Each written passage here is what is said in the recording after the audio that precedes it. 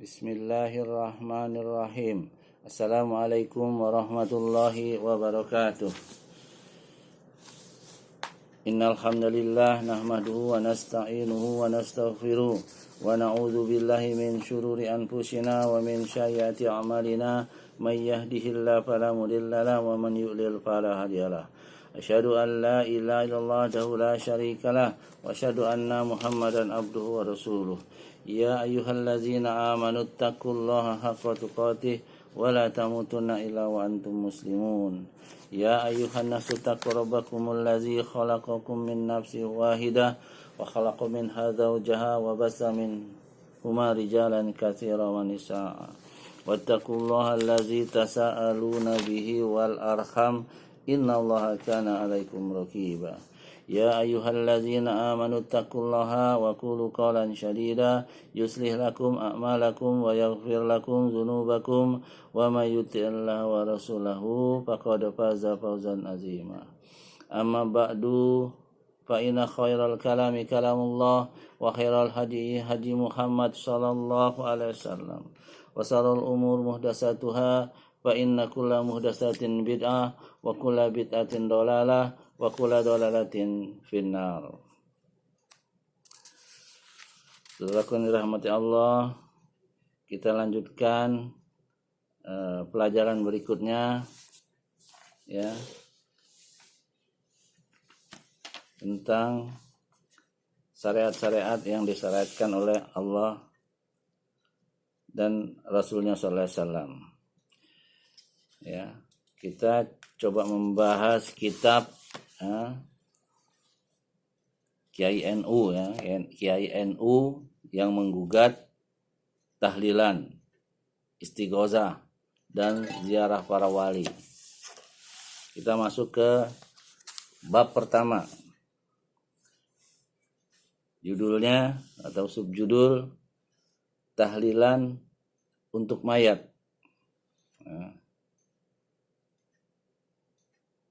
Sudah banyak pihak yang menyatakan bahwa tahlilan adalah tidak dibolehkan. Mungkin pernah ada celetukan ya atau kata-kata tahlilan kok dilarang. Berarti melarang perintah Rasul sallallahu alaihi wasallam. Bukankah beliau mendorong umatnya untuk mengucapkan tahlil? Sekilas ini perkataan benar ya. Tetapi bukankah tahlilan tidak sama dengan tahlil? Karena tahlil adalah mengucapkan kalimat tauhid seperti la ilaha illallah. Sementara tahlilan adalah melakukan tahlil khusus untuk acara tertentu, dengan cara tertentu, dengan secara berjamaah. Kemudian pahalanya dihadiahkan untuk orang-orang tertentu ya. Atau mayat-mayat ya yang sudah meninggal. Apakah Rasulullah SAW pernah memerintahkan sahabatnya untuk melakukan tahlilan? Pernahkah beliau melakukan tahlilan? Ya.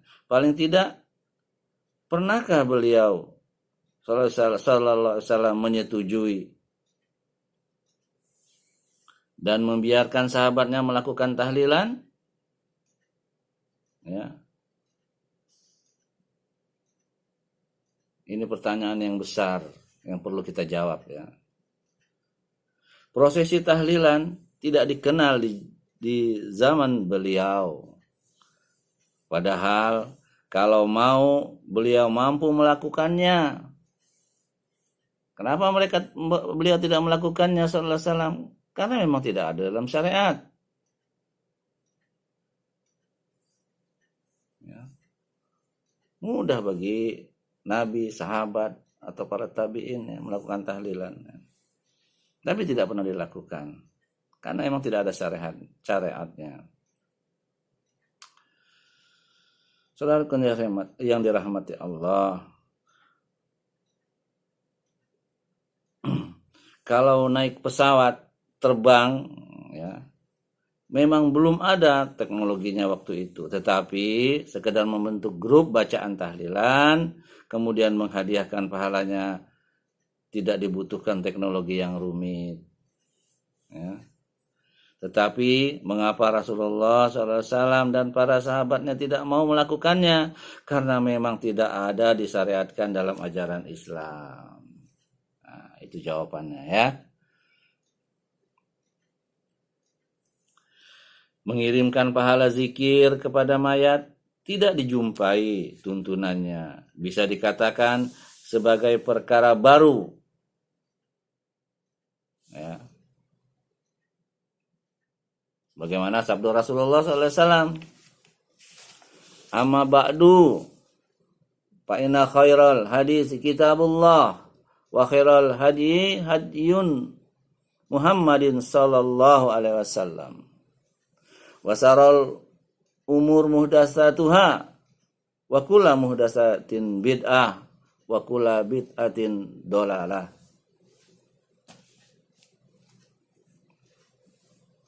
Ya. Sabda Rasulullah sallallahu alaihi wasallam, saya ulangin ya. Amma ba'du fa inna khairal hadis kitabullah wa khairul hadi Muhammad sallallahu alaihi wasallam wa syarrul umur muhdatsatuha wa kullu muhdatsatin bid'ah wa kullu bid'atin dalalah wa kullu dalalatin finnar. Ya.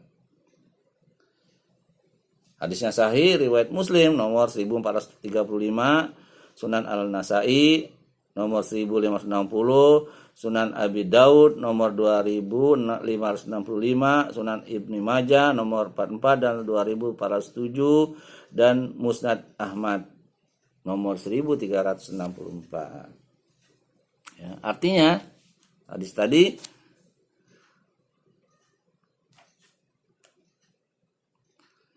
sesungguhnya, atau amma ba'du, sesungguhnya perkataan baik adalah kitabullah. Sebaik-baik perilaku adalah perilaku Muhammad sallallahu alaihi wasallam. Perkara terjelek adalah perkara yang baru, dan setiap ajaran baru itu bid'ah, dan setiap bid'ah itu sesat. Ya, ini dalam agama ya, bukan dalam urusan dunia. Kalau urusan dunia boleh aja. Ya, seperti pakaian. Nggak sama Nabi, nggak apa-apa. Karena ini sarana. Kalau kita ibadah telanjang kan nggak boleh. Pesawat, itu sarana. Nabi dulu pakai onta memang. Tapi itu sarana.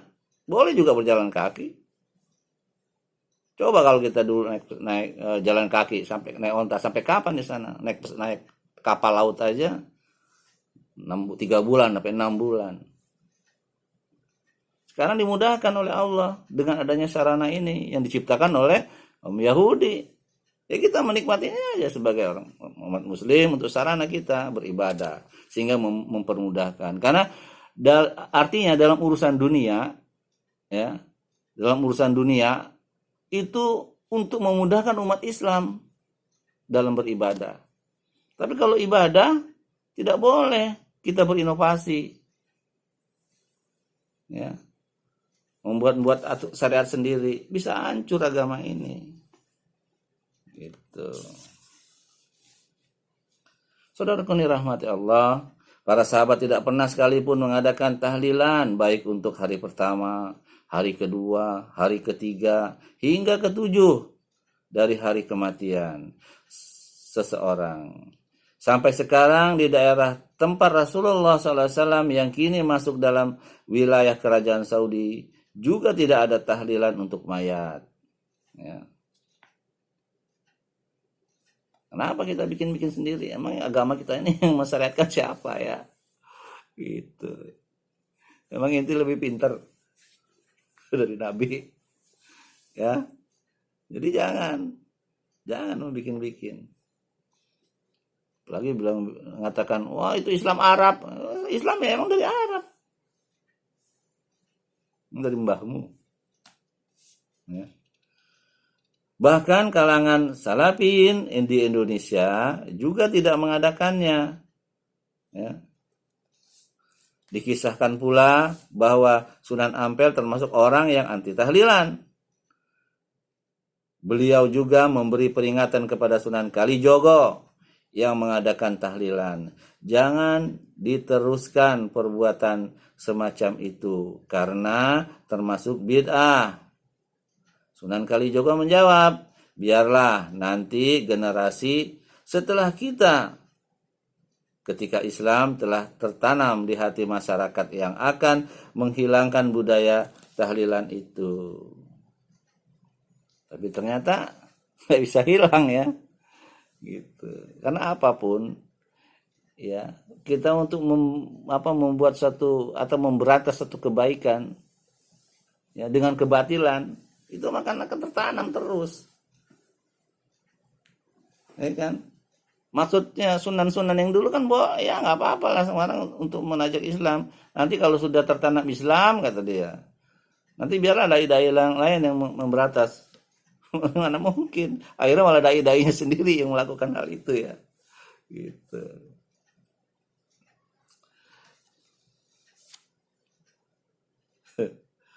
Saudara kini rahmati Allah. Jangan diteruskan. Nah, ya kata-kata beliau ya. Sunan Ampel yang mengatakan begitu. Kisah ini disebutkan dalam sebuah buku tentang Islam di Indonesia yang tersimpan di sebuah museum di negeri Belanda. Ya, coba kita lihat ya. Kisah tentang Wali Songo sangat beragam dan kontroversial. Hal itu disebabkan sumber pengambilan cerita yang ada di Indonesia sangat diragukan akurasinya sehingga rapuh pula dari sisi ilmiah. Cerita dalam buku-buku Wali Songo yang beredar di Indonesia nyaris tidak ada yang bersih dari cerita klinik, magic, khurafat, syirik. Sumber cerita yang ada di Indonesia tidak lepas berasal dari cerita dari mulut ke mulut. Ya. Dan legenda yang kuat aroma dongengnya hampir tidak ada. Ya, hampir tidak ada. Ya. Amat sangat terbatas ya. Sediaan dokumen-dokumen asli sebagai sumber telaah tentang sepak terjang Wali Songo dalam dunia dakwah di Nusantara ini. Sikap paling selamat ya, mungkin adalah tawakuf atau diam. Ya, nggak usah ikut-ikutan kalau kita belum tahu. Ya. Bukan bermaksud menafikan para atau peran mereka, tetapi agar selamat dari sikap memberikan penilaian yang tidak semestinya. Kemudian sumber tentang Wali Songo yang dipercaya sebagai dokumen asli dan valid tersimpan di Museum Leiden, Belanda. Cari di Belanda sana ya. Tersebut dokumen kuno yang kemudian disebut sebagai Handbook Van Bonang atau Sunan Bonang adalah putra dari Sunan Ampel. Dari dokumen ini telah dilakukan beberapa kajian oleh beberapa peneliti, di antaranya tesis Dr. Bijou Skirke tahun 1816 di Leiden, yang selanjutnya disebut sebagai Primbon, dan tesis Dr. J.G.H. Gunning tahun 1881 di Leiden juga. Disebutkan sebagai Primbon II, yang kemudian menggunakan dua literatur ini adalah Dr. D.A. Rinkers tahun 1910 dalam tesisnya yang berjudul The Heiligen van Java Leiden. Dr. H.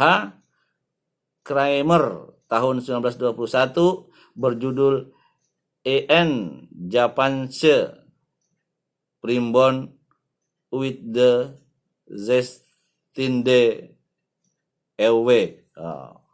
Apa sih ya? Gitu. Banyak ya.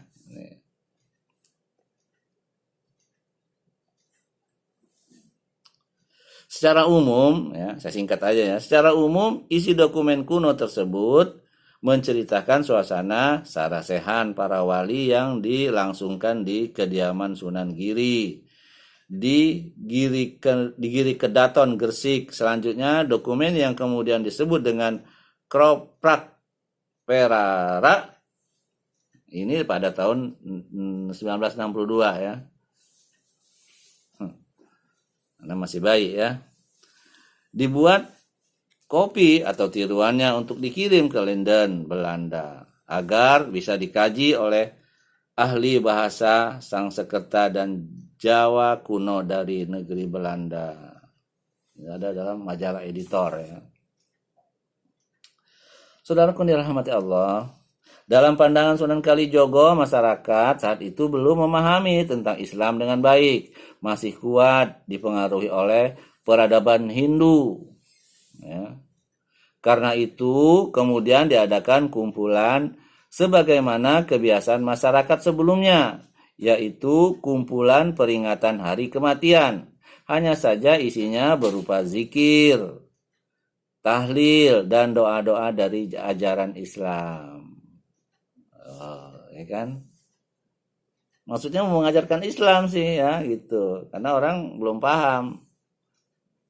Tapi terusan sampai sekarang. Jadi seolah kayak itu syariat Islam, padahal tidak ada dalam syariat ya. Walaupun demikian, Sunan Ampel tetap tidak setuju. Sunan yang lain tidak setuju karena perbuatan semacam ini termasuk bid'ah. Banyak orang yang melakukan bid'ah kemudian berdalih bahwa dirinya melakukan bid'ah hasanah. Ya, maksudnya bid'ah yang baik. Mana ada bid'ah yang baik ya? Kalau perkataan Umar itu dalam segi bahasa bid'ah ya, bukan dalam segi agama.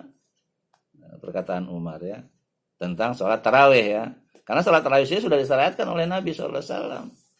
Sudah diajarkan. Nabi pertama sholat ramai pada saat kedua, malam ketiga ramai. Malam keempat Nabi tidak. Begitu ditanya kenapa Nabi nggak sholat? Karena aku takut itu akan menjadi syariat bagi umatku dan akan memberatkan umatku. Ya begitu cintanya Nabi kepada kita. Ya, kita juga harus mencintai Nabi lebih dari diri kita. Jangan menyelisihinya, jangan berinovasi tentang syariat beliau sallallahu alaihi wasallam. Jangan. Kalau kita nggak tahu, jangan lakukan. Ibadah itu kalau kita nggak tahu, jangan kita lakukan. Ibadah apa aja? Mau sholat, belajar dulu bagaimana sholat Nabi. Mau ziarah kubur, belajar dulu bagaimana ziarah kubur Nabi. Mau zikir, belajar dulu bagaimana zikir Nabi sehabis sholat. Ada semua tuntunannya. Karena sudah dijelaskan semua sama Nabi. Dari melek mata sampai tidur lagi. Dari hal-hal yang masuk ke mulut sampai yang keluar dari pantat. Sudah diajarin semua. Jadi kita tuh jangan bikin-bikin gitu loh. Saya tekankan. Kalau kita mau sholat, belajar dulu bagaimana sifat sholat Nabi yang benar. Bagaimana takbir Nabi. Ya. Bukan memulai sholat baca auzubillah, ta'awud, baca qul a'udzu bin nas, baca yang lain-lainnya yang enggak karu-karuan itu. Kemudian baru mengucapkan usolli fardu. Enggak ada semua di dalam syariat. Niat itu adanya di dalam hati, tidak dilapaskan. Yang dilapaskan itu setelah kita ya, yang dilapaskan itu adalah takbir. Takbir, kemudian kita baca iftitah, itu banyak tuh. Ada yang Allahu Akbar kabiro dan seterusnya. Banyak. Ada yang wajah tu wajah ya lillazi fatarasama sampai seterusnya. Ada yang Allahumma ba'id baini wa baina dan seterusnya. Banyak ya.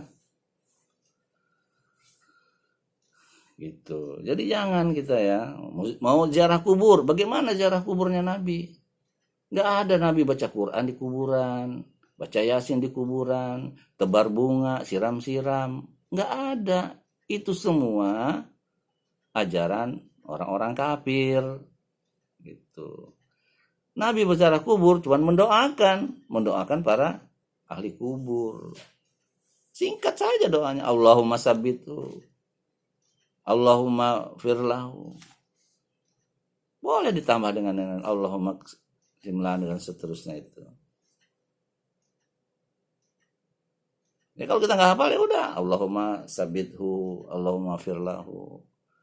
Allahumma sabbithu artinya Allah kuatkanlah dia, teguhkanlah dia, karena dia akan diazab dalam kubur, tanya oleh malaikat yang kita nggak kenal, pasti kita gelagapan. Maka kita doakan Allahumma sabbithu agar mereka kuat. Allahumma firlahu, ya Allah berikanlah rahmat dia, sayangilah dia. Itu yang dibutuhkan oleh mayit. Bukan Yasin, bukan Al-Fatihah, ya, Masya Allah. Ya, sekali lagi saya tekankan, kalau kita mau ibadah, pelajari dulu bagaimana ibadahnya Nabi. Ya, jangan kita berinovasi sendiri, jangan mengada-ada sendiri, jangan ikut-ikutan. Kalau kita nggak tahu, nggak usah diikutin. Kalau kita ngikutin orang, ada nggak dalilnya? Mana dalilnya? Kalau dalilnya baru, kalau nggak ada nggak usah. Karena kita nggak berdosa, nggak mengikuti ustadz atau ulama atau nggak berdosa. Kita tuh berdosa kalau nggak mengikuti Nabi, itu dosa. Ya.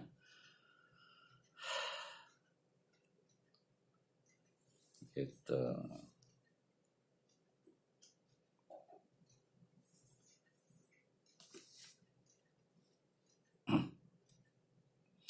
Saudara kita rahmati Allah, jadi tahlilan itu diadakan untuk mengikuti budaya kumpulan masyarakat Hindu setelah ada kematian. Hanya saja diisi dengan tahlil, kemudian dikenal secara luas dengan sebutan tahlilan.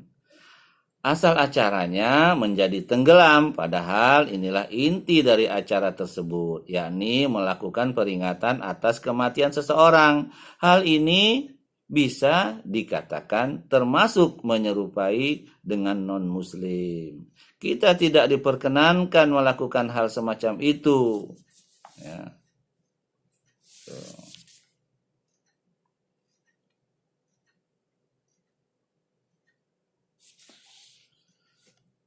Ya, saudara rahmati Allah. Banyak orang yang melakukan bid'ah, kemudian beliau berdalih, tadi seperti saya jelaskan bahwa beliau berdalih dengan bid'ah hasanah. Tidak ada itu bid'ah hasanah. Gitu.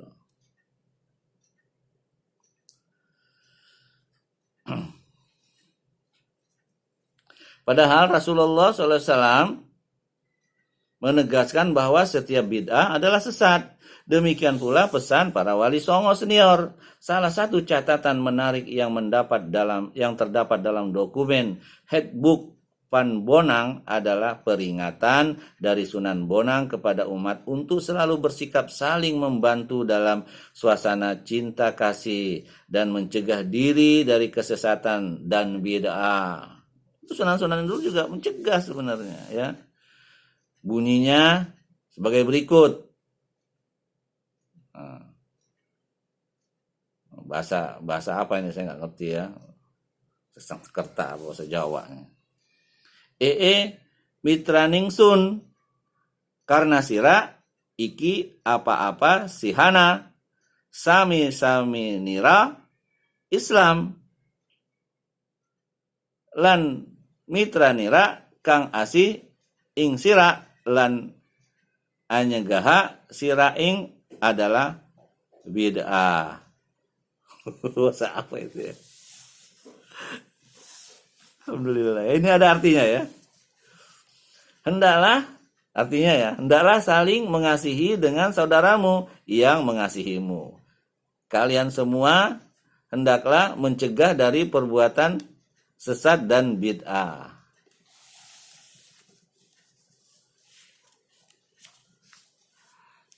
Ya.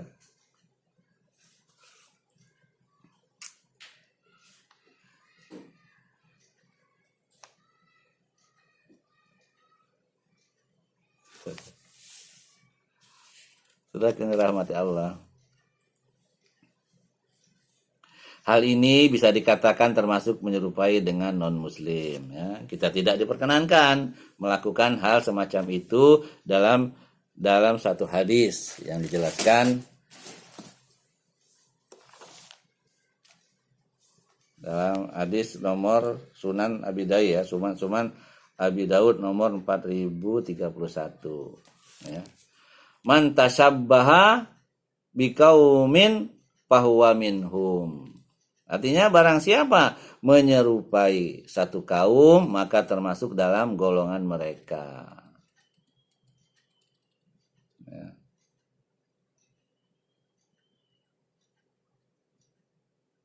Dan kita juga tidak boleh bersimpati terhadap mereka sebagaimana disebutkan dalam ayat.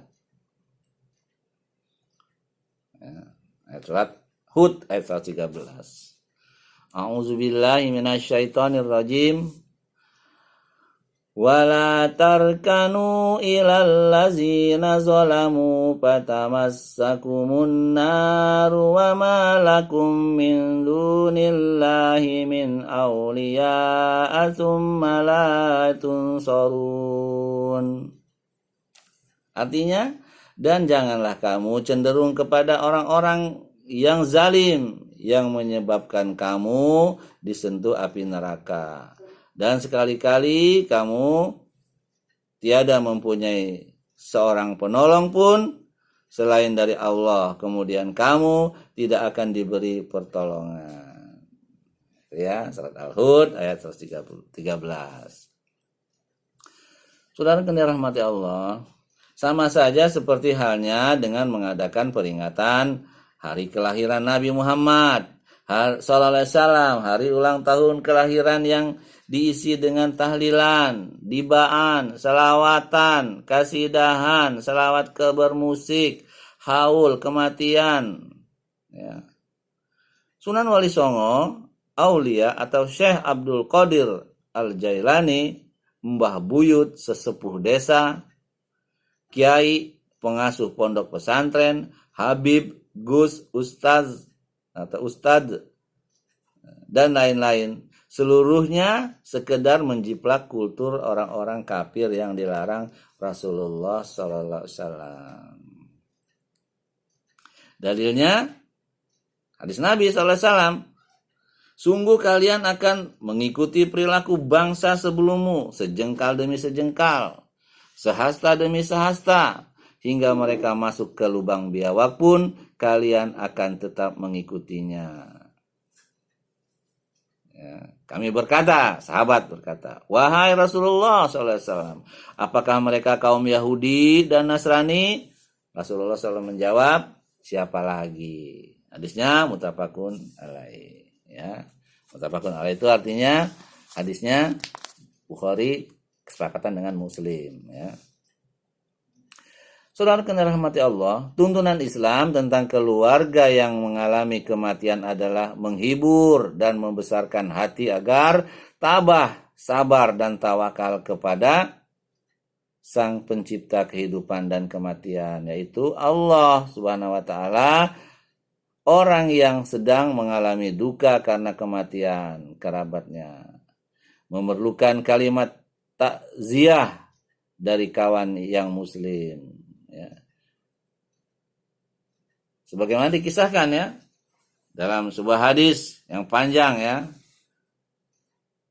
dari Ibnu Qura radhiyallahu anhu berkata, biasa panjang hadisnya ya, bila Nabi SAW sedang duduk maka sebagian sahabatnya turut mendampingi beliau. Di antara mereka ada seorang pria yang mempunyai seorang anak laki-laki yang masih kecil yang sering ikut datang bersama bapaknya, ya, ikut pengajian Rasulullah ya.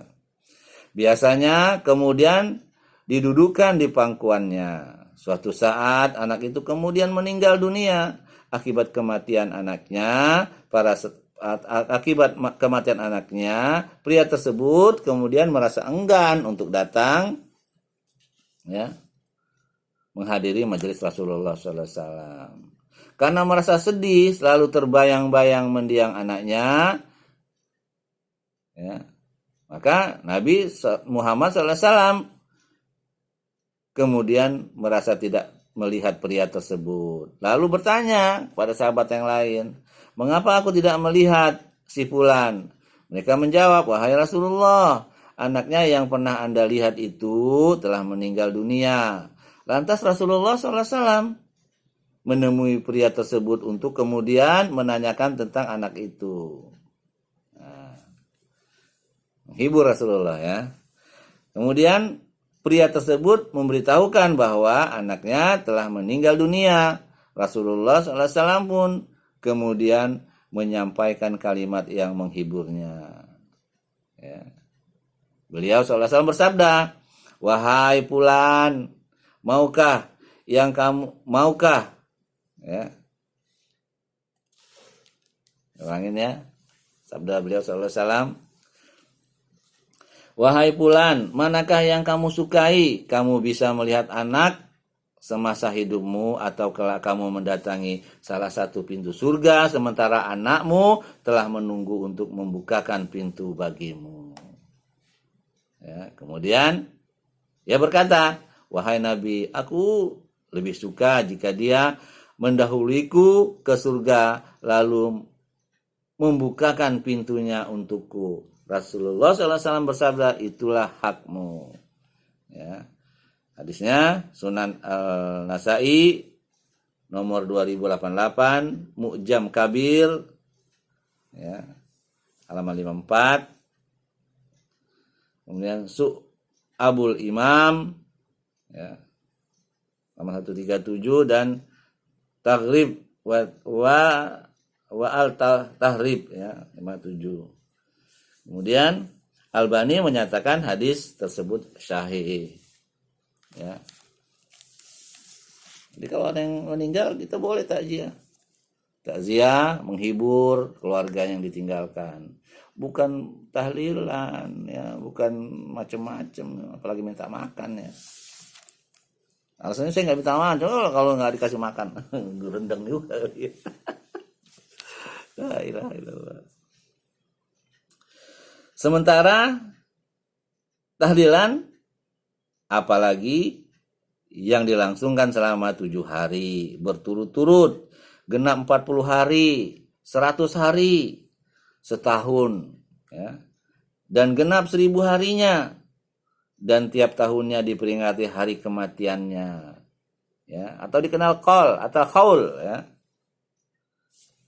justru akan memberatkan dan merepotkan keluarga mayat. Bagaimana tidak? Karena mereka dituntut untuk menyediakan berbagai hidangan bagi orang yang melakukan tahlilan.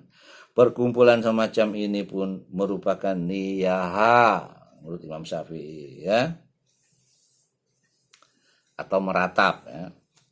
Niyaha atau meratap yang akan mengingatkan kepada kesedihan ya, bagi penghuni rumahnya tentu akan sedih dia. Ini jelas tidak manusiawi karena bukan menghibur namun menambah kesedihan dan kerepotan. Masya Allah ya. Itulah kena rahmat Allah ya.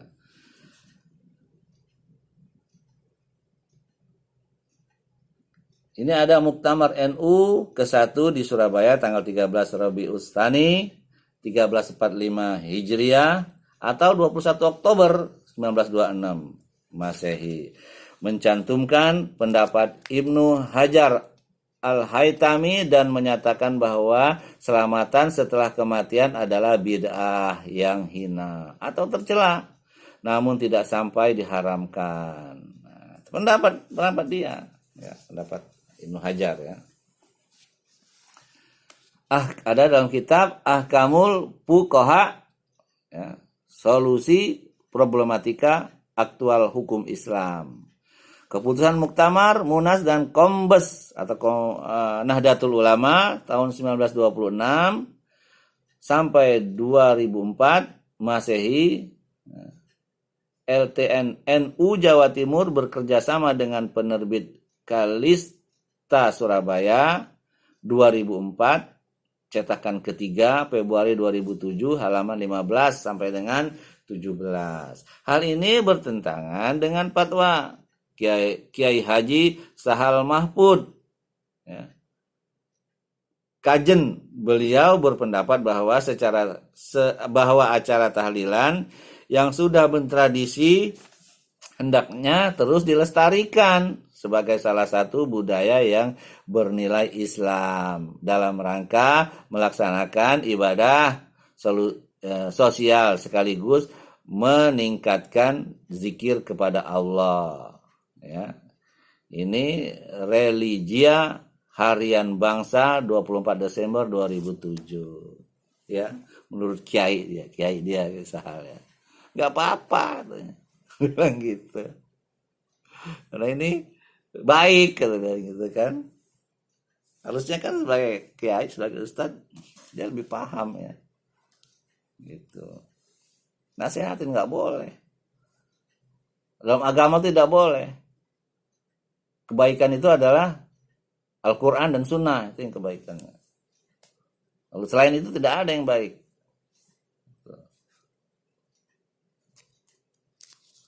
Kalau ulama ikutin Quran dan Sunnah ya itu baik. Kalau ulama yang ikutin Sunnah ya bukan baik namanya.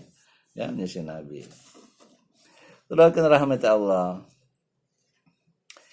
Ini saya akan bacakan komentar penulis ya.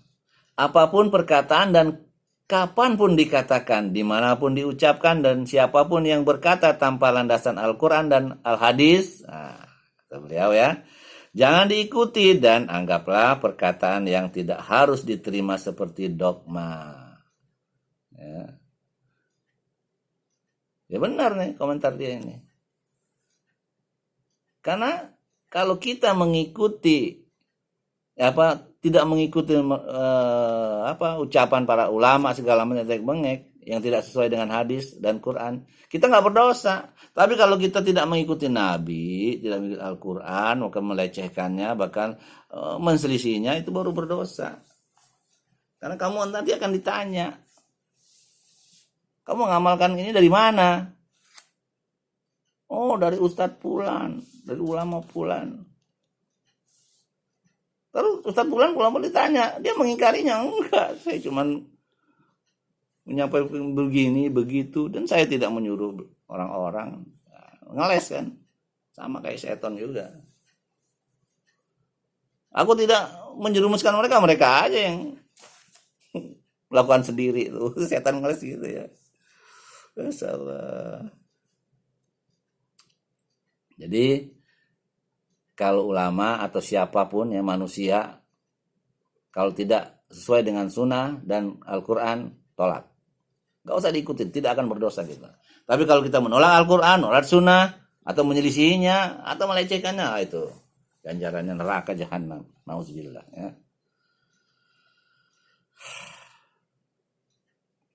Sedangkan mantan rektor Azhar Syekh Mahmud Shaltut menyatakannya haram. Ini fatwa beliau ya.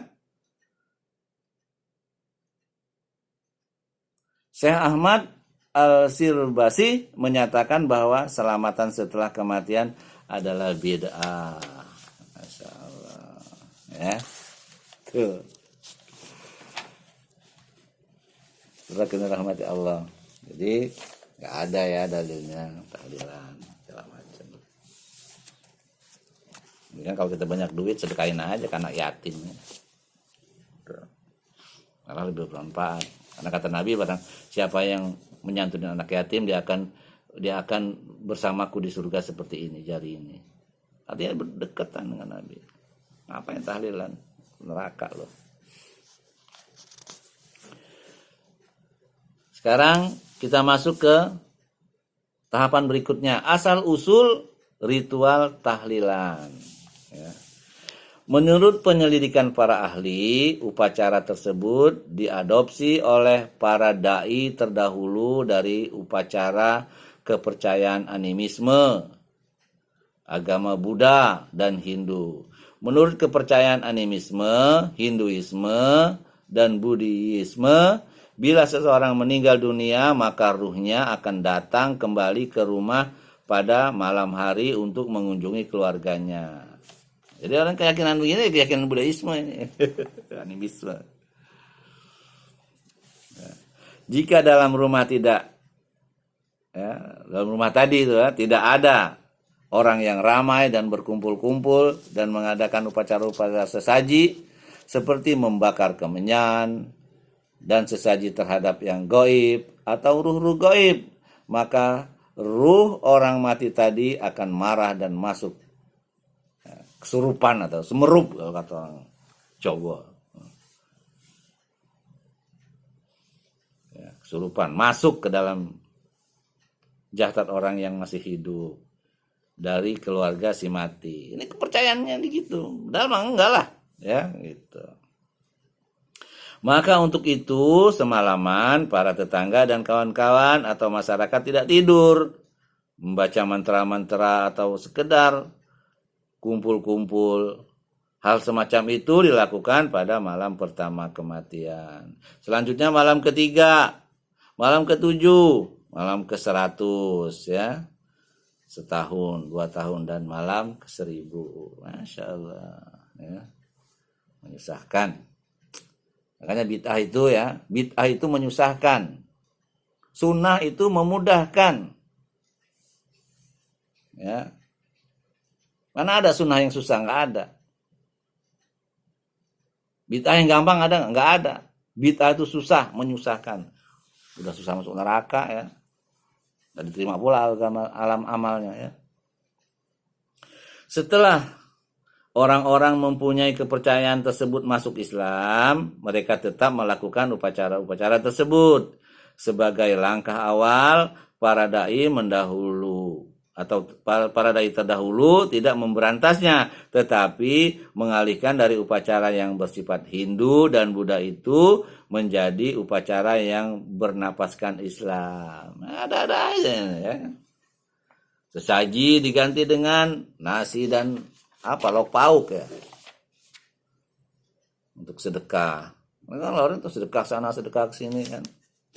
Itu budaya Hindu itu ya. Mantra-mantra diganti dengan zikir, Masya Allah ya. Doa dan bacaan-bacaan Al-Quran. Upacara semacam ini kemudian dinamakan tahlilan yang sekarang telah membudaya pada sebagian besar masyarakat. Nah, itu namanya rekayasa. Maksudnya apa? Baik kan? Baik. Tapi tidak ada dalilnya. Akibatnya sampai sekarang kan. Makanya kalau memberantas kebatilan harus dengan cara yang ma'ruf ya. Jangan dengan cara yang munkar. Akibatnya begini nih. Kemudian tahlilan adalah budaya Hindu. Nah, ya kan? Tahlilan merupakan budaya agama Hindu. Hal ini dibuktikan dengan ungkapan syukur pendeta dalam sebuah acara berikut ini. Ya, tahun 2006 bertempat di Lumajang, Jawa Timur, diselenggarakan Kongres Asia para Penganut Agama Hindu. Salah satu poin penting yang diangkat adalah ungkapan syukur yang cukup mendalam kepada Tuhan mereka, karena bermanfaatnya salah satu ajaran agama mereka, yakni peringatan kematian pada hari 1, 2, 3, 4, 5, 6, 7 ya, 40, 100 dan 1000, dan hari matinya tiap tahun yang disebut geblake dalam istilah Jawa untuk kemaslahatan manusia yang terbukti dengan diamalkannya ajaran tersebut oleh sebagian umat Islam. Itulah umat Islam karena kebodohan ya. Sekarang saya akan bacakan komentar penulis ya. Beruntunglah saya beliau nih ya, penulis ya, dan ikhwan lainnya tidak pernah mengadakan tahlilan, bahkan tidak menghadiri, sehingga selamat dari ancaman hadis ya Rasulullah SAW. Man tasyabbaha biqaumin fahuwa minhum. Ya, barang siapa yang menyerupai mereka termasuk golongan mereka. Ya.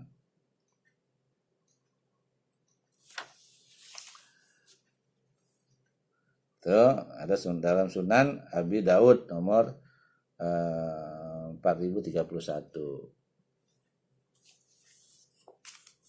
Kemudian Dalil yang lain ya.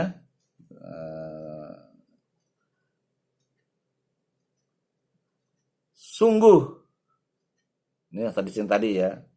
Sungguh kamu sekalian akan mengikuti perilaku bangsa sebelummu sejengkal demi sejengkal, selengan demi selengan, hingga mereka masuk ke lubang biawak. Kamu akan mengikutinya. Kami berkata, wahai Rasulullah, Yahudi dan Nasrani. Rasulullah menjawab, siapa lagi? Ya, tuh.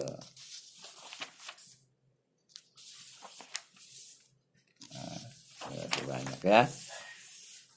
Selanjutnya, Syiah juga hobi tahlilan. Nah, kisahnya sebagai berikut. Ya. Senin 4 April 2005, Jakarta, lebih dari 5.000 umat Islam tampak menyemut memenuhi ruangan dan pelataran Husainiyah Al-Huda, pusat kebudayaan Islam, atau ICC Al-Huda di kawasan Warung Buncit, Jakarta Selatan, Ahad pagi hingga sore. Ya. Hari itu mereka memperingati acara 40 hari kesyahidan Imam Husain. Syiah ternyata ya. Makanya selain kita ngikutin orang-orang Nasrani, orang-orang Indonesia ya ikutin Syiah juga itu. Peringatan tersebut merupakan rangkaian acara dari peristiwa Asyura 10 Muharram, yaitu saat cucu Nabi Muhammad SAW, Husain bin Ali bin Abi Thalib, keluarga dan pengikutnya dibantai di padang Karbala, Irak. Ya. Di Irak, acara peringatan itu dirusak dengan meledakkan bom di tempat-tempat dan masjid. Prosesi itu tidak diadakan. Namun di Indonesia yang aman dan damai diisi dengan pembacaan tahlil, maktal atau riwayat doa dan ceramah. Itulah bikin-bikinnya. Ceramah yang bertajuk Arba'in Syahid Imam Husain, ya, saksi kebangkitan agama Muhammad, diisi oleh Jalaluddin Rahmat. Nah, ini dengkotnya nih ya, Syiah. Habib Husain Al-Kaf dan Ayatullah Ahmad Jannati. Nama yang terakhir adalah Ketua Mahkamah Konstitusi Republik Iran, ya. Gitu. Ya.